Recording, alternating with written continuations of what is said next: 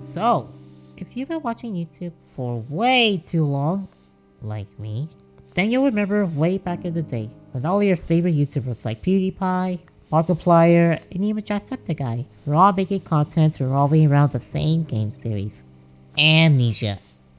Amnesia exploded into popularity thanks to all the playthroughs covering it, and due to that popularity caused the big Let's Play boom of the early 2010s.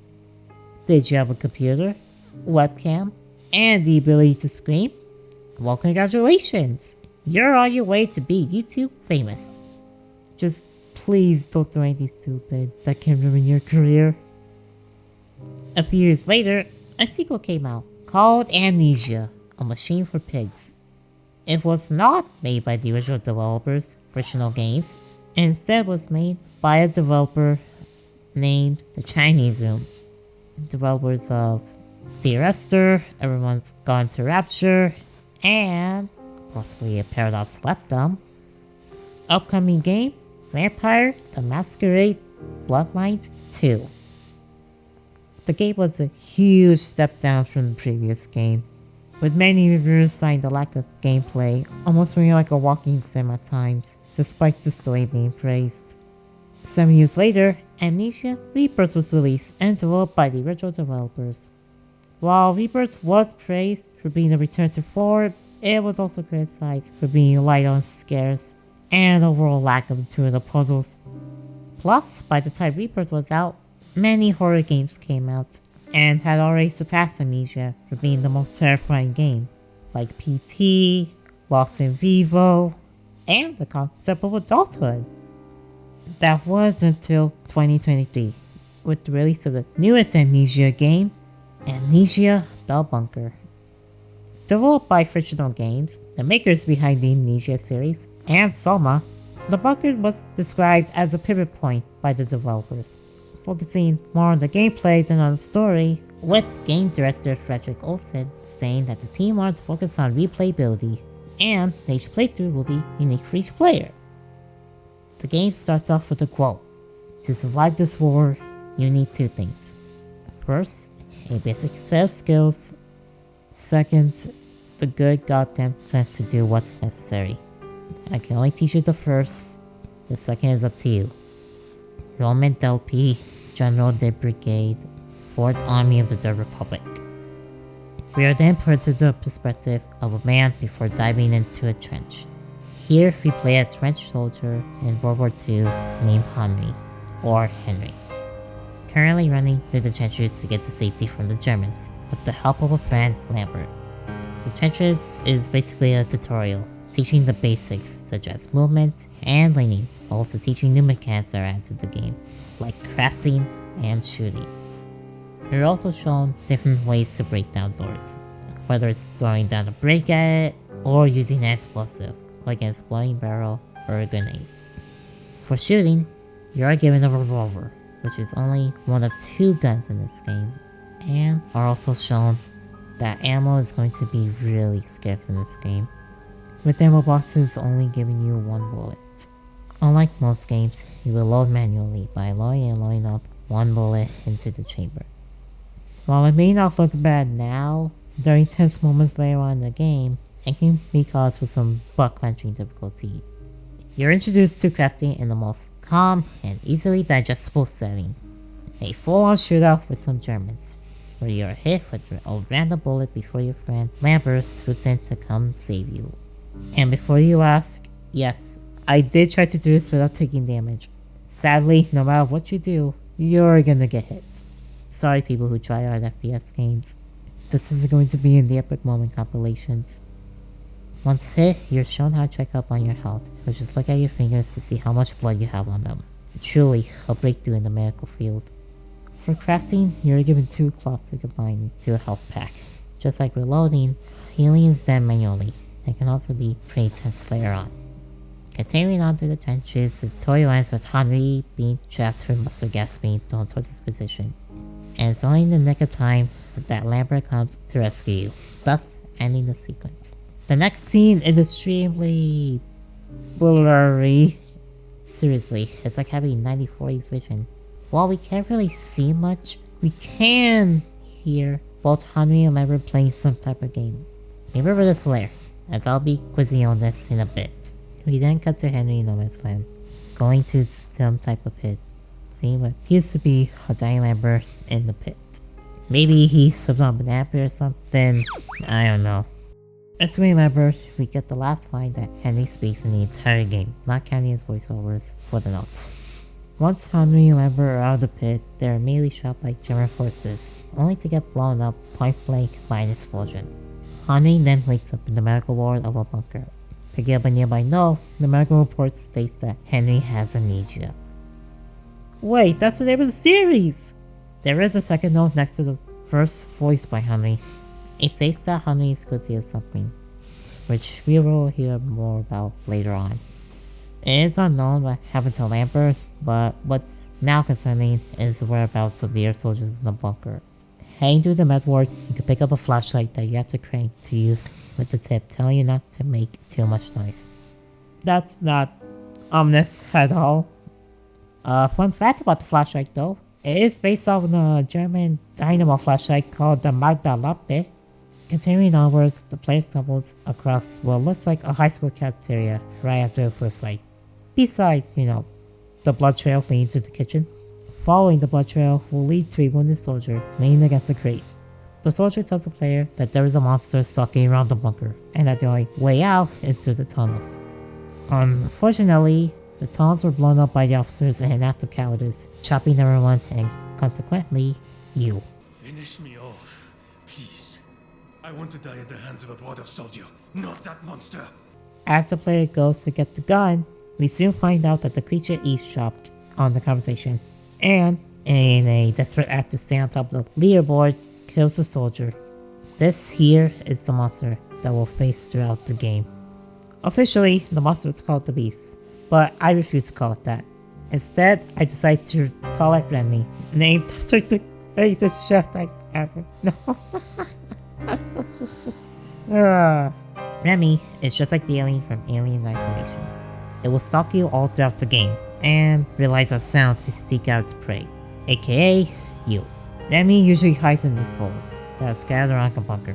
The only way to tell when it's nearby is either by listening to the sound it makes, or by seeing his breathing through one of the holes. If you make too much noise, it will cause Remy to climb out from the hole and attack you. If you stay near a hole where Remy is in its attack mode, it will grab you and drag you in to kill you. Unlike the alien, however, instead of the monster appearing from the scripted cutscene, the game has it appear as soon as you enter the safe room. In an earlier playthrough I did, I always had thought that the monster would start to haunt you as soon as you open up in the areas of the bunker. Would you imagine my shock when going to the beginning area, I saw Remy feasting on the corpse in the cafeteria. Hello, recording Natal here, so please ignore that last statement. Actually, Remy actually does appear kind of scripted on your first playthrough. It's after you open up all of the areas in the bunker. On repeated playthroughs, he actually does appear way much earlier. So, yeah. Have fun with that! Thankfully, you're safe from Remy once you discover the safe room. After you get the gun and shove the lock in a nearby door, you head down to the safe room. In this room, the player is able to turn on the lamp inside the room and save their progress. The player will find themselves utilizing this feature a lot, as dying will send you back to your last save slot. Please don't be like me and sprint throughout the bunker until Remy comes and Ratatouille eats my protein. On the table, you'll find a dog tag with the code that is used to open the door leading outside to the safe room. Codes are mainly used in lockers in the locker room, and can be found on dog tags next to a dead body. Each locker carries plenty of items that you'll need throughout the game. But you wanna know the best part? Each item is randomized in each playthrough. Yup, you heard that right.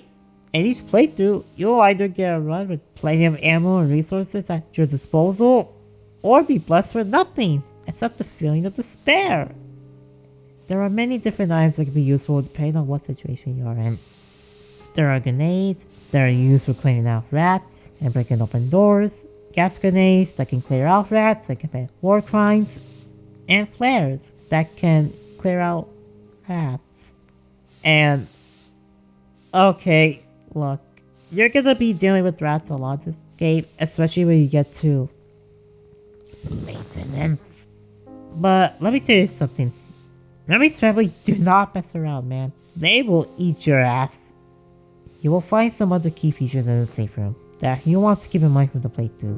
One of these is a storage crate, which you can utilize for extra space for your stuff, as your inventory space is pretty limited. You can also make use of your map here, which will tell you where your objectives are. To be honest, the bunker is fairly easy to navigate, so don't worry too much about that. There are also area maps that you can use to expand what you see on your main map, but these are usually trapped behind closed doors that require a long ways to get into, so it's probably not worth all the trouble to obtain these. In the safe room, there are also a generator. The generator is your lifeblood, as it not only controls the lights, but also other electronics like a radio that'll give you a code to your arsenal, or a control panel that'll control the prison cells, but more on that later. The generator uses fuel, and will run out quickly if you don't refuel it. One fuel tank refuels around 25 to 20% of the generator, for a total of 4 fuel tanks for the full gen. Pro tip for the generator, as soon as you see a fuel tank, grab it and haul ass back to the generator to refill it. Now let's talk about two huge elements of this game, light and darkness. Lights are very important to this game, as not only will it make everything easier to see, but light will also cause the monster to retreat back to the walls where it belongs. If you see light flickering, that means Remy is out and nearby. Alternatively, you can use fuel to make fire, but this requires a lighter, so I wouldn't really recommend this method. It is very important to keep the lights on no matter what, unless you want to face the monster head on. Again, please don't be like me. The details of the player's main objectives will be found in a note near the main exit of the bunker. We need to blow up the exit using dynamite. Upon exploring more of the area outside the safe room, you'll see that everything except for the obstacle course is locked by metal bars. Thankfully we have a valve that will turn to lift the bar. Heading to the obstacle quarters, we are introduced to traps. Just like items, traps are randomly generated and will either be in a room that you can easily bypass, or be in the way of progression with no way to bypass it. The traps come in many different flavors. For example, grenade traps will cause an explosion that will alert the monster to your position. Gas traps will release the mustard gas and can be useful whenever you're in a chase with the monster, as using them will cause the monster to scurry away in fear. If you use the gas traps, just make sure that you have a gas mask handy, as the gas will linger for a while. Finally, we have flare traps that will start fire and cause a loud noise. You can disable traps by using the cutters, but it'll be a while before you get to those, so let's move on. Going through the officer quarters, there's a room that has a code to a locker that has a replacement valve, but unfortunately, it's locked. Fortunately, there's a grate that leads to the room that is accessed from the room next door, so going to the other room and opening the grate leads us to the code. And a pocket bag! Wow! That was an easy area. I sure do hope the rest of the bunker is that easy and totally not unfair in any way. Using the valve, we open the areas and are now free to roam around the bunker as we see fit. Well, I say that, but it kinda does lead you to a linear path. Not completely, but the game does help lead you in the right direction with a couple of ideal areas to start off with. For example, to get to the arsenal, you would need a code. But to get the code, you would need to go to soldier quarters first. But you better hope that there's a power, cause you gotta turn on a radio that will tell you the code, and oh, would you look at that? The radio is behind a locked door. Well, time to search for a key in the bunker while making sure not to try to catch a Remy. Okay, it's not as bad as I'm making it out to be, as if you look thoroughly, you can pick up the key without having to find the note that tells you where the key is. Speaking of the soldier quarters, here is where you'll find notes from soldiers learning about life in the bunker, and about an expedition with some ancient tunnels that totally have nothing to do with what you're experiencing here. After getting the arsenal code, the player can travel to the arsenal to get dynamite. But hold on, the plunger is in the tunnels, and that's blocked up by a chain. Well, there is a bolt cutter right next to a prisoner in the prison. We just gotta open the cell and grab it. Just gotta open this grip. Oh, it needs a wrench. And the only way to get the wrench is inside a locker with the code being on a soldier in the pillbox. And the only way to go to the pillbox is to go through maintenance.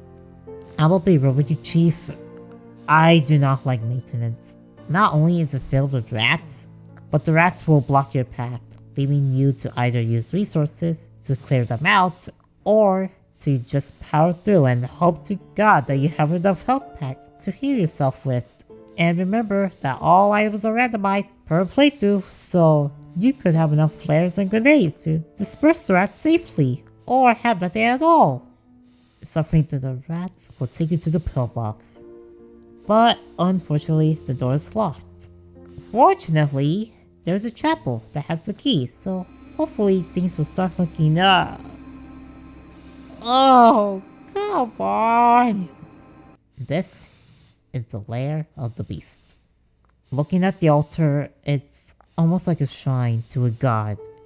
And what's scary about this is that it shows that the beast isn't some mindless creature.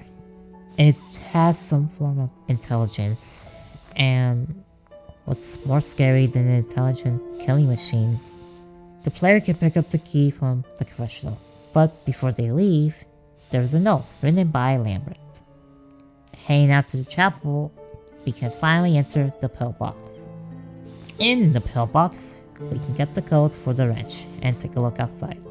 It's almost calming, seeing what could be freedom just out of our reach. But unfortunately, it's cut short. This moment right here is what made me want to make this video.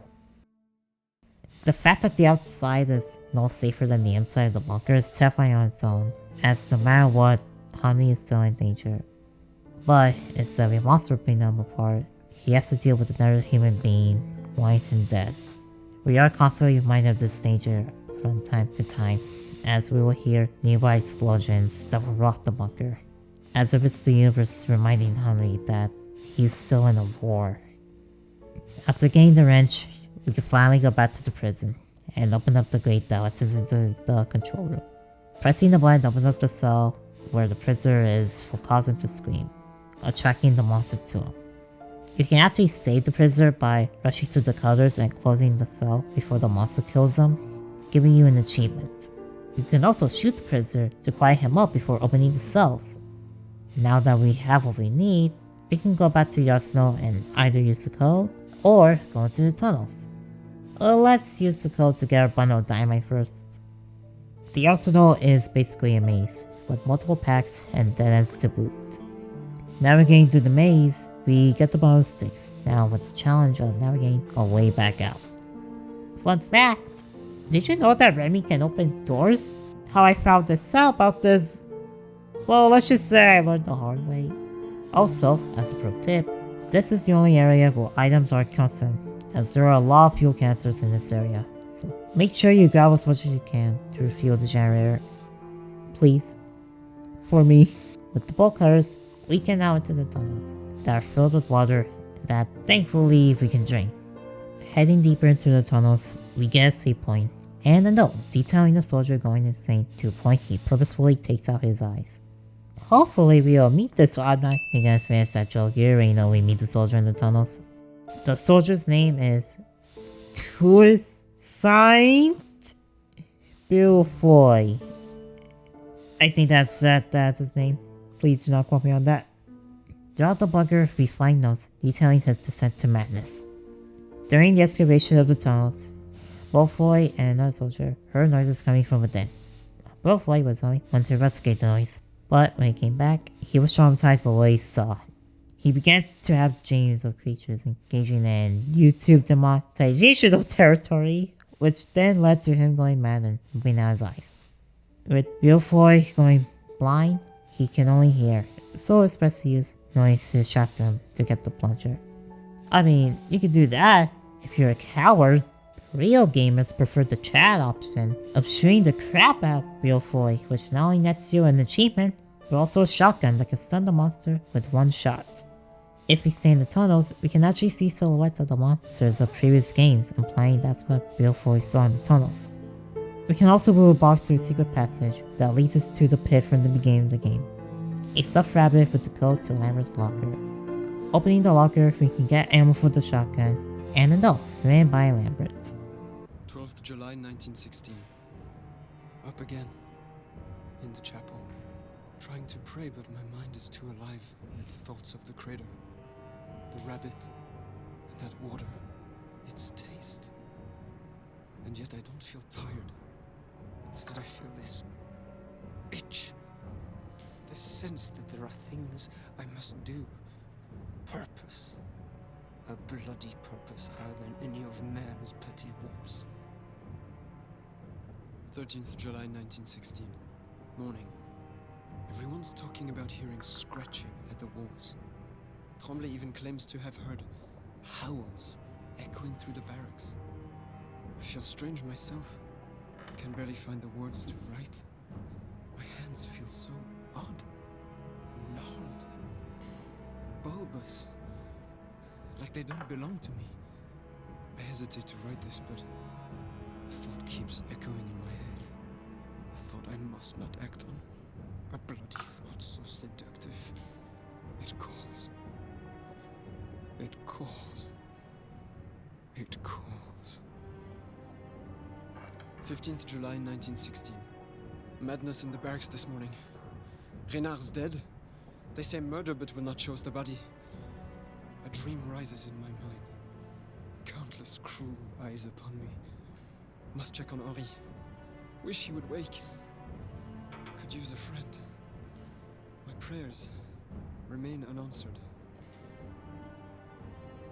18th July 1916. Blood on my hands. Blood on my hands. Blood on my hands. Their pain. I want more of it. I can hear Tremblay now. Coming closer. Closer. Closer. I can get what I want from him. If it wasn't already clear, Lambert is the monster. Remember that scene I told you about? That I was gonna quiz you on? Well, here it is. You have up to the end of this sentence to finish it. Alright, now the quiz is done. Let's see what you wrote. Huh. Well, anyways, let's see what it's really about. Oh, by the way, you failed. You're gonna have to go to the principal's office to discuss your grades, I'm sorry. To avoid doing a patrol, Honey reads a game of dice, so Lambert has to go out instead. We can find a note that Honey wrote about this in his locker if we get his dog tag. At first, he is playful about it. That is until he starts to feel guilty about inadvertently sending his friend to his death. The water that Henry gave Lambert is actually water from what the immediate lore calls the Other World, an alternate dimension of monsters that worships an empress. The water causes a person to give into their darkest desires and transforms into a creature. After having drunk the water, Lambert was able to somehow resist the explosion that got Henry to the medical ward of the bunker. Lambert soon starts to undergo his transformation, slowly losing his self-control until he finally gave in and started tearing up the place, causing the officers to blow up the exit to the bunker, trapping the soldiers and Henry to their doom. I love this revelation, as this whole mess was inadvertently caused by Henry giving water to Lambert. It's also funny as most of those you find for the soldiers before the incident will be talking about the tunnels and what they find, but Henry and Lambert, they didn't care. They just want to get out of the war as soon as possible to get back to their families, only then to be the cause of the events of the game. It's both brilliant and horrifying. Now that we have both the plunger and the dynamite, we can now exit the bunker. Blowing up the bunker will cause the monster to chase us, so we have to haul out the exit until we reach what appears to be a temple that's currently crumbling down due to the explosion we did, where Lambert shows up to kill us. Oh, that's nice. It is here where we can do one of two things. Actually, three.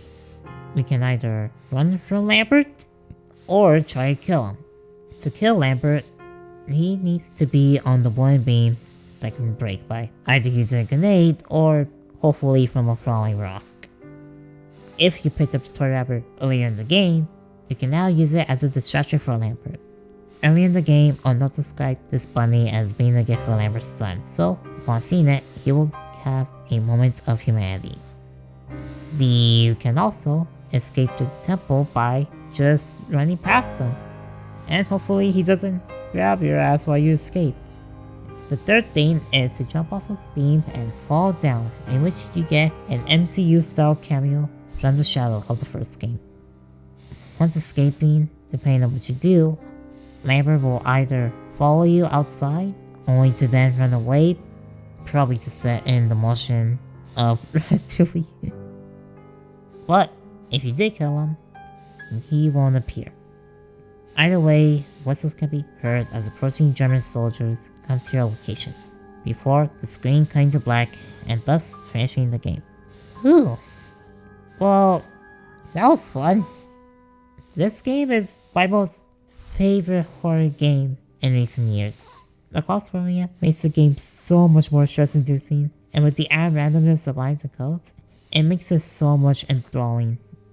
And it is now 10 times more horrifying thanks to the recent Halloween update.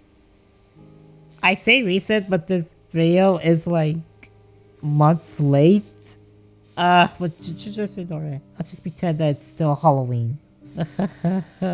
In the new update, not only did they add more frames to the game, but also, guess what? Now corpses are randomized. Oh yeah, there's a new fuse box. And let's not forget, now lockers are going to be randomized. And there's new custom difficulty. That's fade to your settings. And basically a lot that I can't really say. But yeah. Yeah, like if you want to get into Amnesia, I think now is the best time to do it. It's like $25 on Steam. So it's pretty cheap. While some areas can be better, I'm looking at you, maintenance. I think this game is really fun despite being on average a 3-hour game. So that's why I'm giving Amnesia the bunker a Remy out of a Linguini. Thanks for watching. Please subscribe for more of this. If not, your door is unlocked. Just so you know.